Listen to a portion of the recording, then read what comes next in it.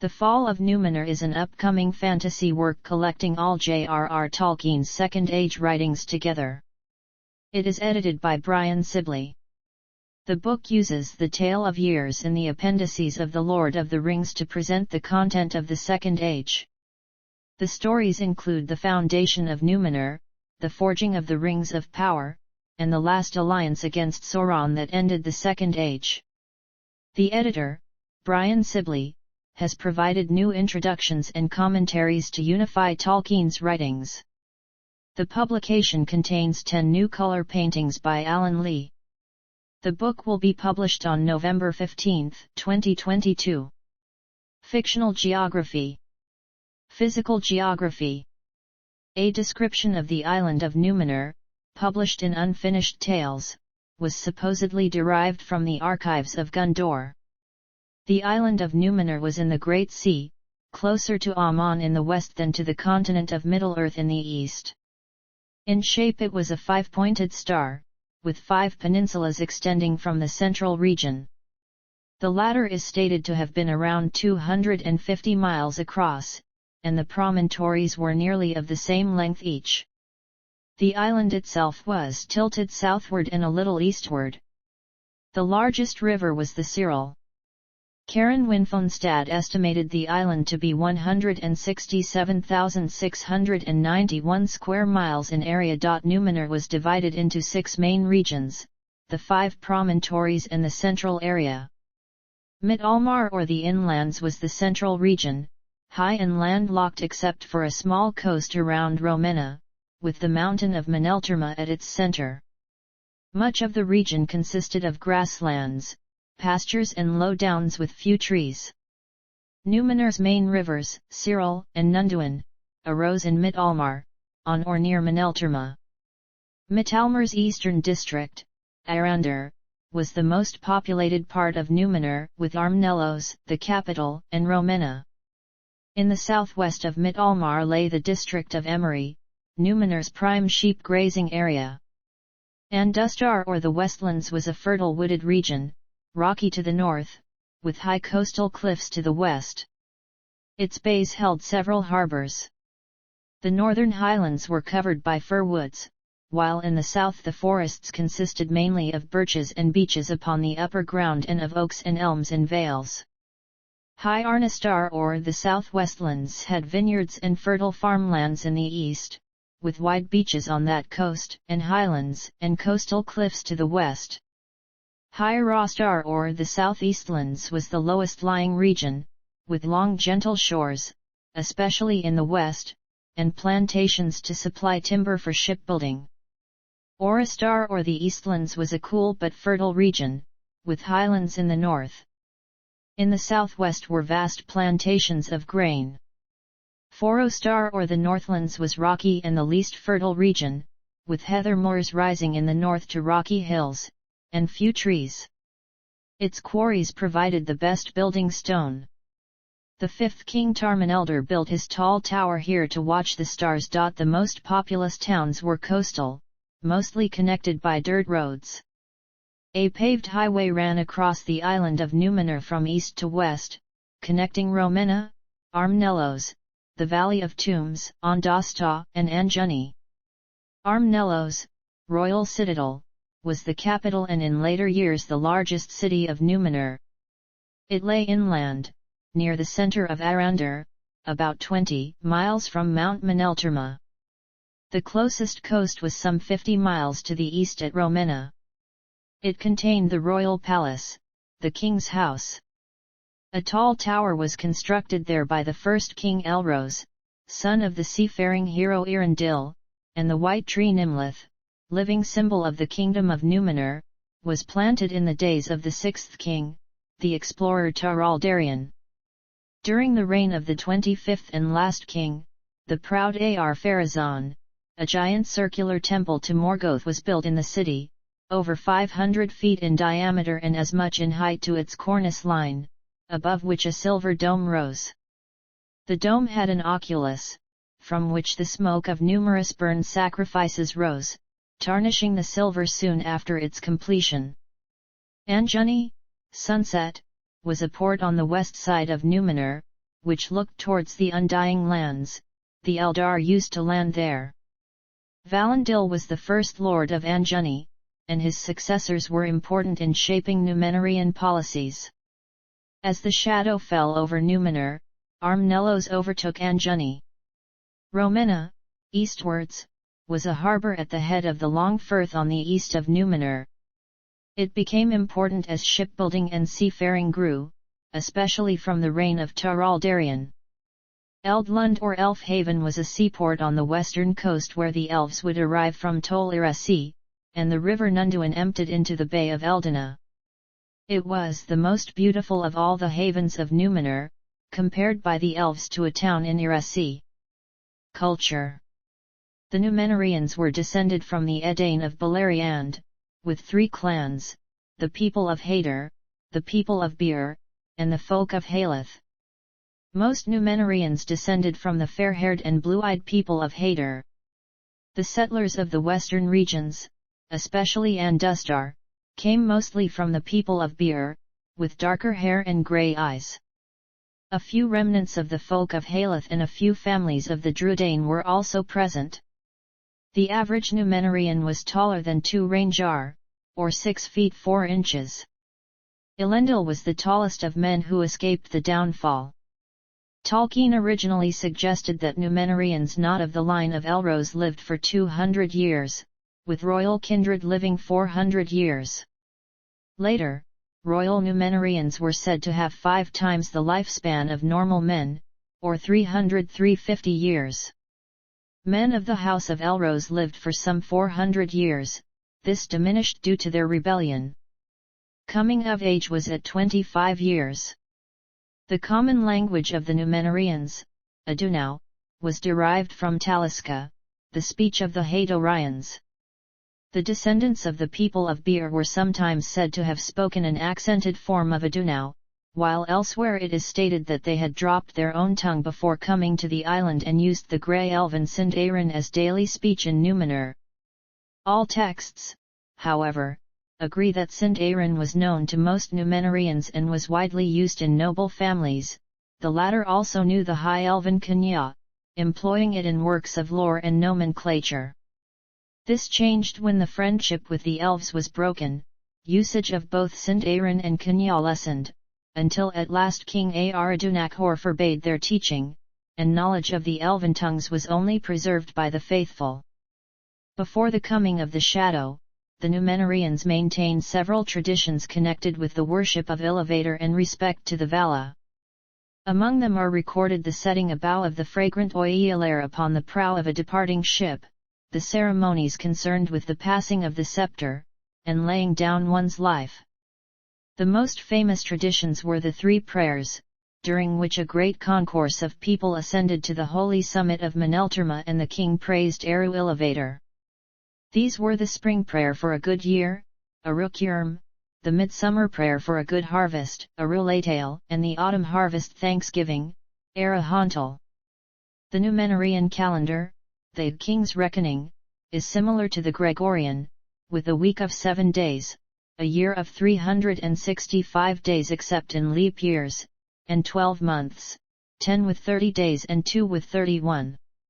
However, King's Reckoning has some days outside the months, a feature borrowed from Elvish calendars, which were generally holidays. 2 of these were the pair which bookends the year, thus the last month of the year was followed by Meter, the last day of the year. This was followed by Yestar, New Year's Day, before the start of the first month. The other monthless day was Loend, Mid-Year Day. In a leap year there were 2 mid-year days. In the Second and Third Ages, years were reckoned from the beginning of the age. Various irregularities occur in this calendar, especially following the downfall. Mardilvaron revised the calendar, and the new version became the Steward's Reckoning. All the months had 30 days, with 2 additional extra days at the equinoxes, Twelair and Yavier. The 5 extra days were holidays. The reunited kingdom adopted a new reckoning, which began the year on March 25, the date of the downfall of Sauron. This made it correspond more closely to the spring beginning of the Elven calendar. The months of the reckonings were in Kenya. This is similar in structure to the French Republican calendar.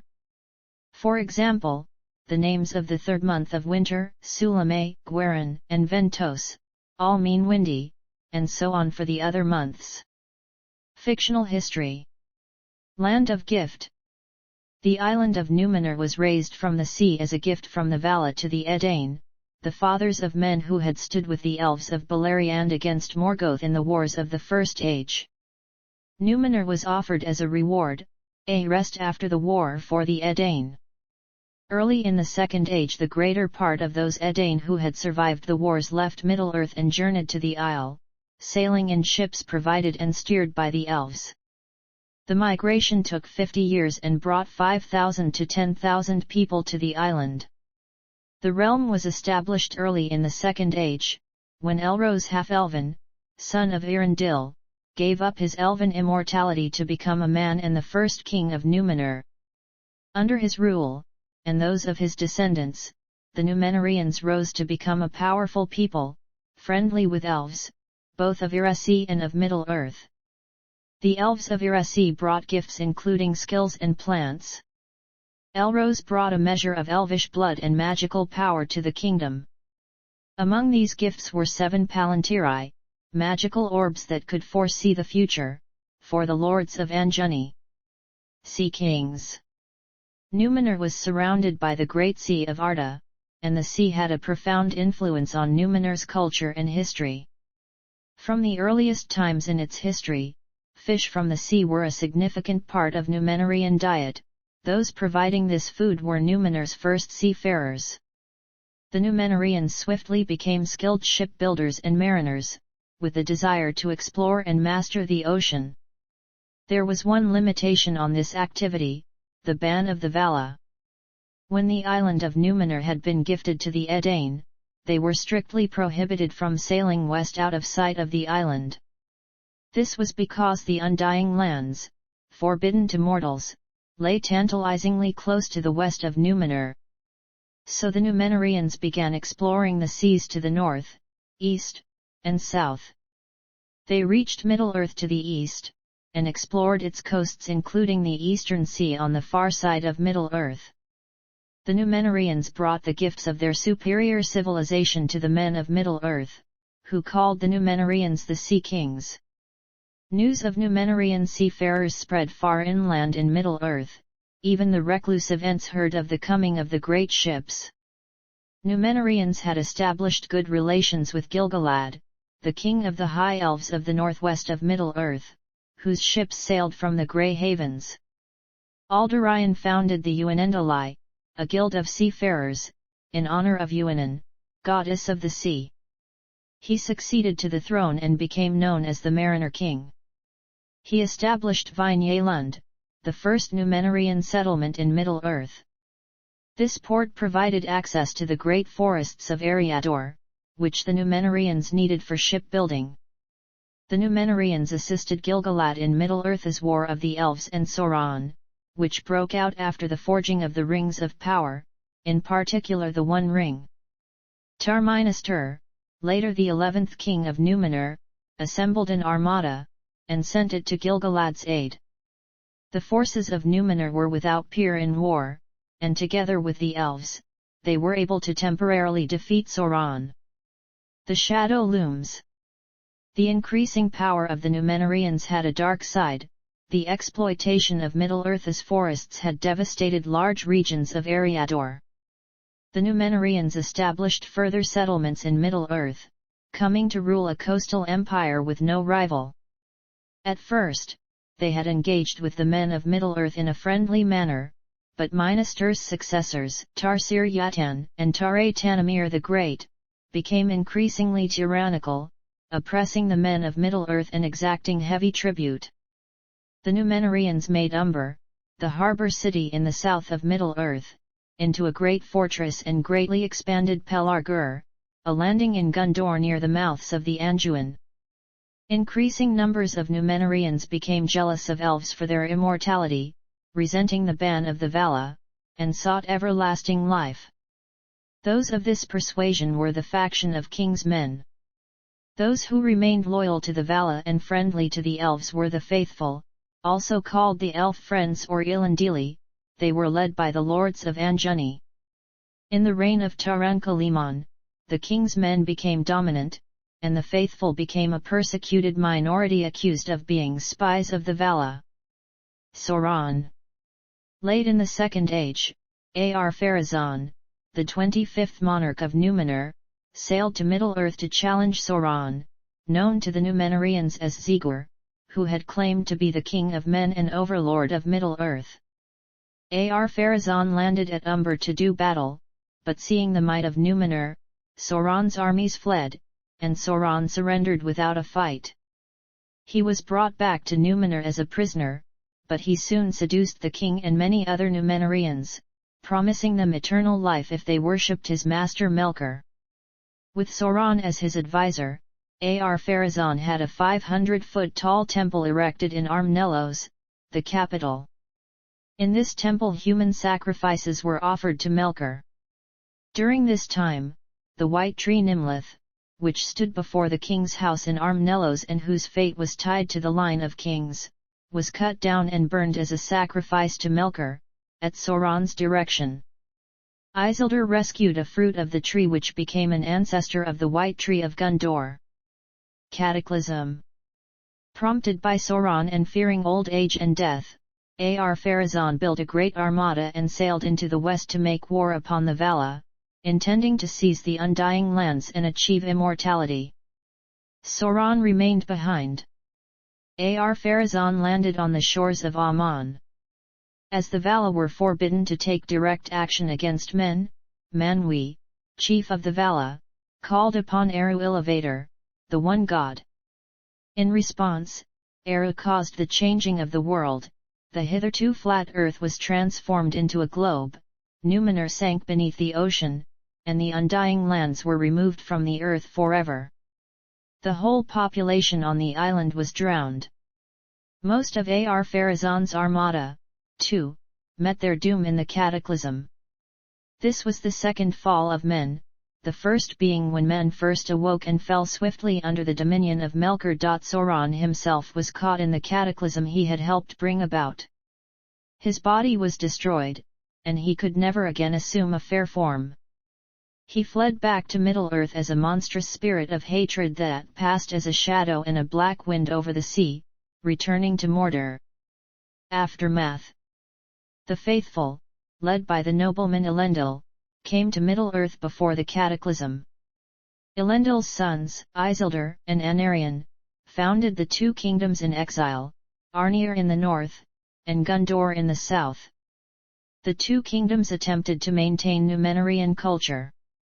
Gondor flourished, and for a while its splendor grew, recalling somewhat of the might of Númenor. Sauron gathered strength in nearby Mordor, setting the scene for a struggle lasting thousands of years. Some of his servants, called the Black Númenorians since they worshipped the darkness and were enamored of evil knowledge, had left Númenor before its destruction. For over a millennium, their descendants lingered on and remained allied to Sauron in Middle-earth. Legacy. The kings of Arnir and of Gondor were directly descended from Isildur and Anarion, and therefore from the lords of Anjani. Like their ancestors, they had prolonged lifespans. The kings of Arnir inherited the silver rod of the Lord of Anjani. It was renamed the Scepter of Anúminas, and was the chief symbol of Arnir's kingship. The high men of Gondor married late, and their children were few. Eventually the line of kings died out, and Gondor was ruled by stewards.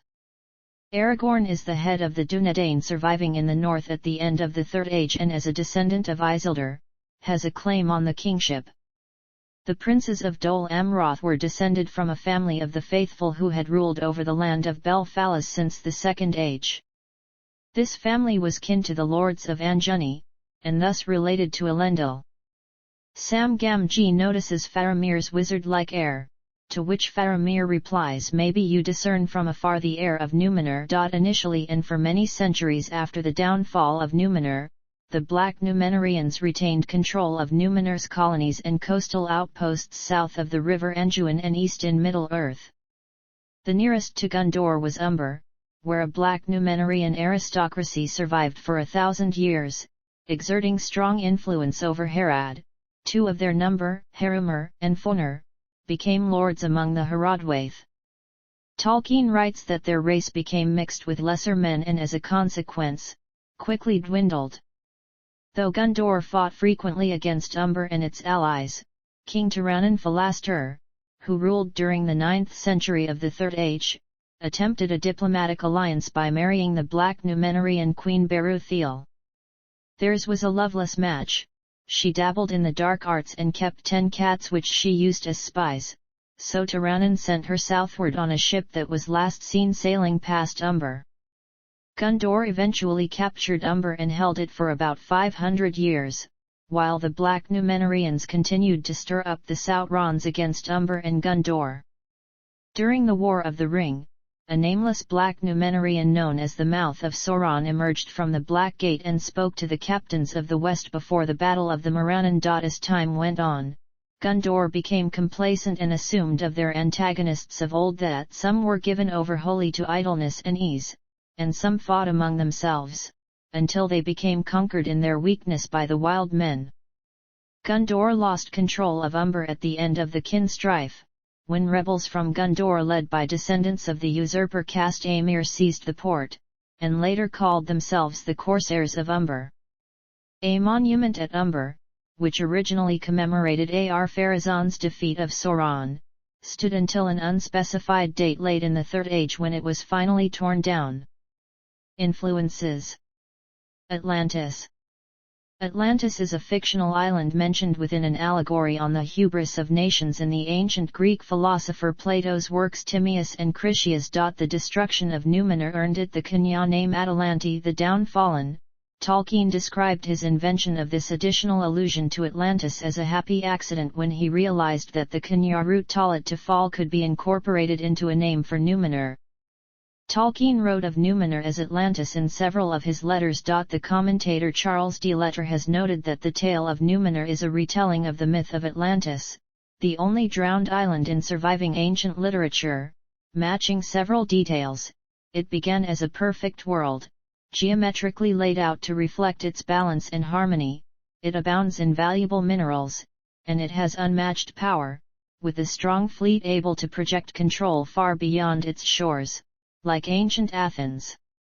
Númenor's pride, too, writes de Lettre, matches the hubris of Plato's Atlantis, and its downfall recalls the destruction of Atlantis, the divine Old Testament retribution on Sodom and Gomorrah, and Milton's Paradise Lost. Lioness. Númenor first appears in The Lord of the Rings, as the vague land of Western S, an advanced civilization which had existed long ago, far to the west over the sea, and the ancestral home of the Dunedain. Tolkien chose the name for its resonance with Lyonesse, a faraway land that sank into the sea in the Middle English romance King Horn. Philology. Tolkien was a professional philologist. For him, the existence of ideas embodied in ancient words and names indicated that there must have been some original conception, a once living tradition, behind those ideas. The Tolkien scholar Tom Shippey notes that in Tolkien's The Lost Road, the key names are from Germanic legend, and they speak of elves. Fall of Man. Tolkien, a devout Roman Catholic, stated that the downfall of Númenor was effectively a second fall of man, with its central theme: a ban, or prohibition. Bradley J. Berzer, writing in the J.R.R. Tolkien Encyclopedia, notes that Tolkien thought that every story was essentially about a fall, and accordingly his legendarium contains many falls, that of Morgoth, of Fëanor and his relatives, and that of Númenor among them. Eric Schweiker, writing in Mythlore, notes that the ban was soon defied, as in the biblical fall. The temptation for the Númenóreans was the desire for immortality, and the ban that they broke was not to sail towards the undying lands of Aman. Decline and fall.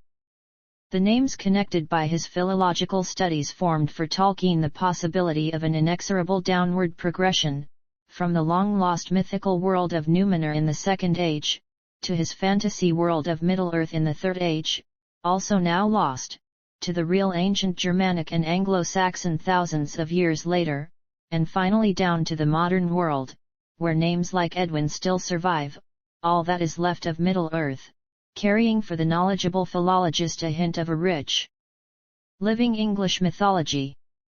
Shippey notes that in Númenor, the myth would have been still stronger, as being an elf friend, one of the hated Elendili, marked a person out to the King's Men faction as a target for human sacrifice to Morgoth. Tolkien's continuous playing with names led to characters and situations, and sometimes to stories. De Letter notes that the position of Númenor in Tolkien's Middle-earth is curious, being at once marginal and central, not least because in The Lord of the Rings, the glory of Númenor is already ancient history, evoking a sense of loss and nostalgia.